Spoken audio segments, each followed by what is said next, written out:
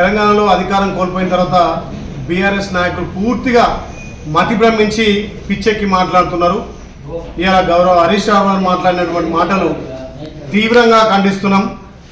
రాష్ట్ర గౌరవ ముఖ్యమంత్రి రేవంత్ రెడ్డి గారిని విమర్శించే స్థాయి అనేది కాదు. బూతు అంబాసిడర్ కేసీఆర్ తెలంగాణ యాస భాషలో ఉద్యమ సమయంలో కమ్యూనిస్టు వాళ్ళని కానీ మిత్రపక్షాలను కానీ ఏ విధంగా మీ మామ దూషించి తిట్టిండో మరొక్కసారి ఆ మాటలు నీకు వినిపించకపోతే నేను వినిపిస్తా. హరీష్ రావు గారు, మరి మీ మామ తిట్టిన మాటలు ఒక్కసారి గమనించు.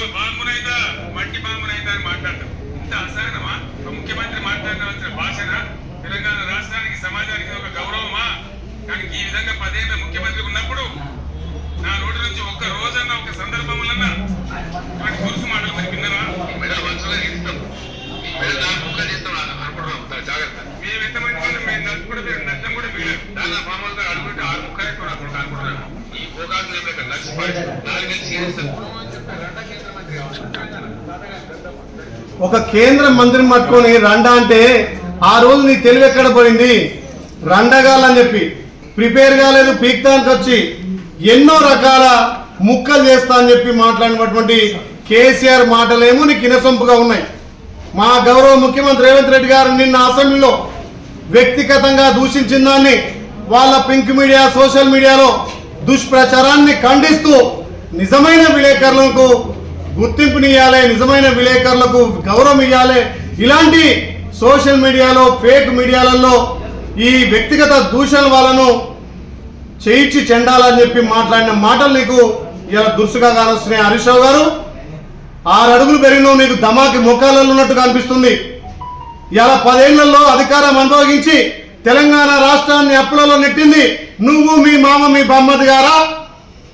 మీరు చేసిన అప్పులకు, మీరు చేసిన తప్పులకు మా గౌరవ ముఖ్యమంత్రి రేవంత్ రెడ్డి గారు ఒక్కొక్కటిగా సర్దిద్దుకుంటూ వచ్చి మేమిచ్చినటువంటి 6 గ్యారంటీలు, మేమిచ్చినటువంటి హామీలు, ఒకవైపు సంక్షేమం, ఒకవైపు అభివృద్ధి నీ కళ్ళ కానొస్తలేవా?